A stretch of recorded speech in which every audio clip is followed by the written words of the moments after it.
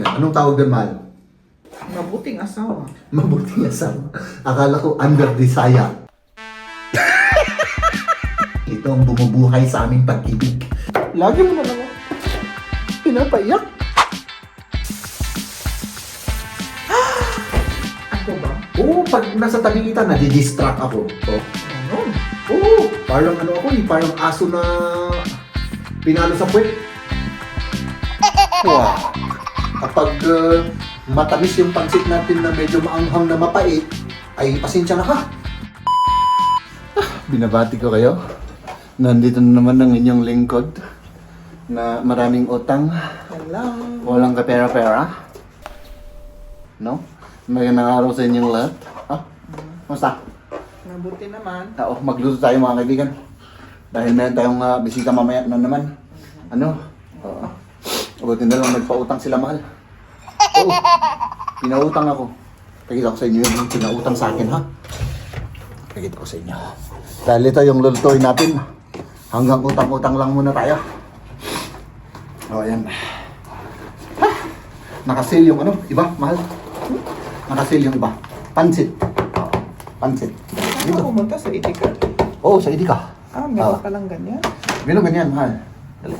Tagnarin natin yung cable dyan para hindi nakasagabal. Kita ba kami? Pansit. Pansit bihon. Oo. Tapos, meron pa akong ano dito, mahal. Ito yung talagang matinding pinautang sa atin. Oo. Anong binili mo? Ilang kilo ba yun? 1.1 na manok. Ay, manok pala. Oo. Tapos, half kilo na tiyan ng baboy. Siyempre, mag-aano mo tayo. Kasi yung bisita natin, German. Oo, dapat patayin natin ng Pinoy para, ano sila? Masanay, ano? Oo. Huwag yung Hindi puro, lang ano, patatas. puro patatas. Para, ano, para masanay sila sa adobo. Pagkain Pinoy. At ako naman ay magpapalit muna. Tapos magluto na tayo. Ano tayo uli? Mag-prepare. Karni, ito ang bumubuhay sa aming pag-ibig. Pag-iibigan, oo, karni. Ni, Oo, karni. ganon. Yes. So, kuha pa ako ng ano, mga recado. Uy, mahal, wala na tayong suy. Meron dyan sa ano? Dyan sa ano, bodega natin. So, bodega. Oo. O, yan. Tayo ay ano mga kaibigan, mag-prepare ng ating mga lulutuin. Ano? Oo. Tapos, Luto tayo ng pansit at adobo. pansit at adobo. Oo. Para maging Pilipino yung mga German dito na ano, kumain sila ng Filipino food. Para ano, para hindi nila nakakalimutan na masarap ang pagkain ng Pilipino. O i-promote natin. Ano, mahal? Oo. Siyempre, i-promote natin. Kasi Pilipino tayo eh. Huwag nilang ini-ismol-ismol ang Pilipino. Masarap ang adobo ng Pilipino. Ano? Oo. Tama ka. Oo. Oo, sabihin mo lang ha. Para ano lang. Para lang sa vlog. Para may masabi naman tayo. Hindi kaya masyadong marami itong Ano? broccoli na ito? Parang Okay yan. Ayaw nga ano. Napakarami. Marami. Ano ko na lang. Basta i-slicein ko tapos ilagay ko na sa supot yung iba. Oo. Para igisa bukas Oo. sa ibang araw. Oo, yan. So, ang gagawin natin mga kaibigan ay siyempre, ano tayo, ano bang tawag doon? Ay, naku! Mag-ano tayo? Mag-adobo. Oo, mag-adobo ng ano, nawawala kasi ako mali. Laging ikaw ang iniisip ko, kaya... Ako ba? Oo, pag nasa tabi kita, nadidistract ako. Oo. Oo.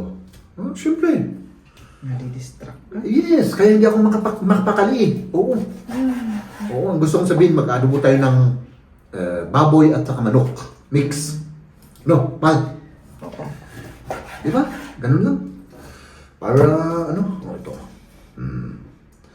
Hindi ko alam kung anong tawag dito. Liempo ba ito o ano? Kasi yung iba, tinatawag nila liempo. Liempo. Liempo, liempa. Hap. Tapos timplahan natin. Tapos syempre, yun, lutuin na natin para ano. Ano na lang pinagay ito? Oo. O, anak. Di ba? Ganun lang. Parang iniisip ko, mahal, i-marinate kaya natin ito. Maganda bang i-marinate yung Oo, marinate mo para mas... bago lutuin? Oo, di ba ginawa mo na? Oo nga, no. Ginawa ko na. Para mas, Malasa. mas malasa, oo. Oo, mayroong gumagawa ng ganun, no, mga kaibigan. Ano? Oo. Para bang, para may preserve. Oo. Kagaya ng, pagmamahalan natin, naka-preserve. Para hindi siya mawala. Ano? Ay, pasensya na kayo mga kaibigan na, talagang mambobola talaga ako, kaya wala akong magawa. Talagang, we are born mambobola. Mal, magsalita ka naman. Laging akong nagsasalita eh. Sabihin mo, mahal na mahal mo ako. Yan ang nature mo, maraming dakdak. Maraming ako. Ay, Ako, tahimik. tahimik lang ako. Tahimik lang si Maria. Pero once na nagsalita si Maria, ganitong gawin mo. Ay, syempre ako tahimik na parang... Ganon. Oo, parang ako parang aso na pinalo sa puwet. Oo, tahimik ako. Tapos ang ginagawa ko, opo. Yes, my love. Oo, gagawin ko. Kaagad-agad. Pagka ganun, mga kaibigan, anong tawag doon, mahal? Mabuting asawa. Mabuting asawa. Akala ko under desire. Akala ko under desire.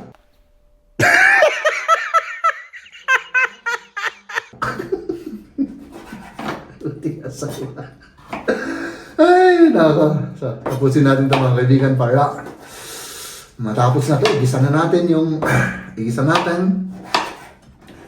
At yun. Diba? Ganun lang.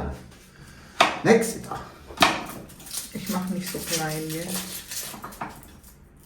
Oo. Kahit ganyan, ikaw. Medyo Bahala ka. lakihin ko konti kasi. Bahala ka. Bahala ka sa sa kung ano yung gusto mong tiplaan ko na ito, mahal, para Sige na. ma-marinate na siya. Soy, ito yung ginagamit namin, Kikoman. Masarap kasi itong soy na to eh. At saka organic. Walang mga chemical na preservative. Yun ang maganda. Lagyan natin ng bawang. Ganun lang.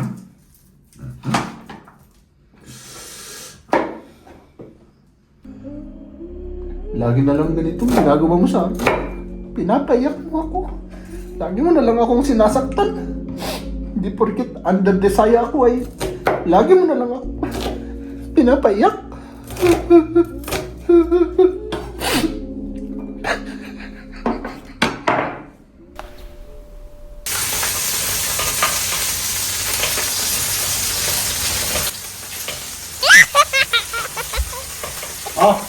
Tigisan na natin ito mga kaibigan. Ha? Para kumain na tayo. Lutuin na natin ito lahat. Meron tayong ginigisa rito para sa ating pancit. Lagyan ko ito ng yung adobo natin mga kaibigan. Para medyo maging wild ba yung yung lasa niya. Lagyan natin ng sesame oil. Kaunti lang. Para mas masarap. Oo. Habang tayo ay nagluluto ng adobo, yung rice natin syempre nandito. At saka ito, igisa lang natin to. Tapos, yun. Maya ay nandito na yung ating, syempre yung ating mga bisita. At tayo ay kakain na. Kainin natin sila ng Filipino food. Ayan ha. Yan ang palapansit natin. Ayan. Ano to? Mahal? Cabbage. Cabbage, carrots, sibuyas. Ano yan? Broccoli. Broccoli, tapos ito lang, konti lang yung pansit natin. Hindi kami nakabili ng pechay, nakalimutan ni Jem. Mahal? Wala ata ng pechay, Sa, Ganito yung nakalimutan. ano? Oo. Yung I-close para- mo muna. I-off mo. Nakalimutan namin yun. I-slice yung chicken breast. Chicken breast para sa pansit ito Okay, eh. sige. Off muna. Ay nako. Hugasan na natin yung nakalimutan nating chicken breast. Oo, para ano? Na i-off muna yung apoy. Ay, nako. Paano kasi ako eh. Buti na ano mo na... Kwento naalala ako mo. na parang iyon ko.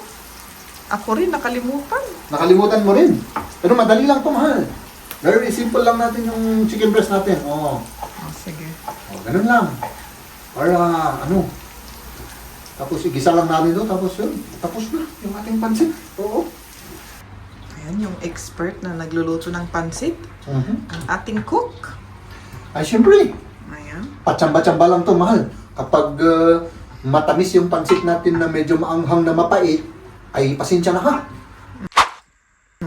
Ganun talaga ang aking recipe. Oo. Ganon. Hindi naman ganon ang lasa. Oo. Masarap kaya. naman yung Oo. linuluto mo. May ano siya, maanghang na matamis na mapait ang aking pansit. Oo. Oh, sige, maanghang at mapait. Oh, ha? Oh, pakita mo naman, syempre. Oh. Oh. Ah. Pwede na. Pwede na. Kain na. Lutuin lang natin yung pansit, tapos na. Tapos na. Mal, Bakit? busog ako na busog. Busog ka. Anong ginagawa mo dyan? Hinugasan mo yung mga glass. Meron pa kasi silang dessert na kinuha. Anong pangalan ng dessert na yun? Turkish delight, diba? Turkish Delight. Hugasan natin yung mga baso. At natulog na tayo. Hindi, labas pa kami nila yan. Walking. May pupuntahan sila. Oo. At ako naman, ano ako dito? Dito ako hindi ako sasama kasi masyadong Masyadong busog. Masyadong busog at saka masipag naman ako. Kasi kahit na hindi ako maglalakad mahal, pumapayat naman ako. Oh, dito ka na lang. Dito na, hindi, tinatamad ako. Kaya, yan, pasensya na, mahal ha. Okay Si lang. Liam na lang ang kasama mo. Oh, okay. May pupunta kasi sila, may kukunin sila. Oh, At ako naman ay dito na lang ako. oh. Ano? Okay lang. Ladies and gentlemen,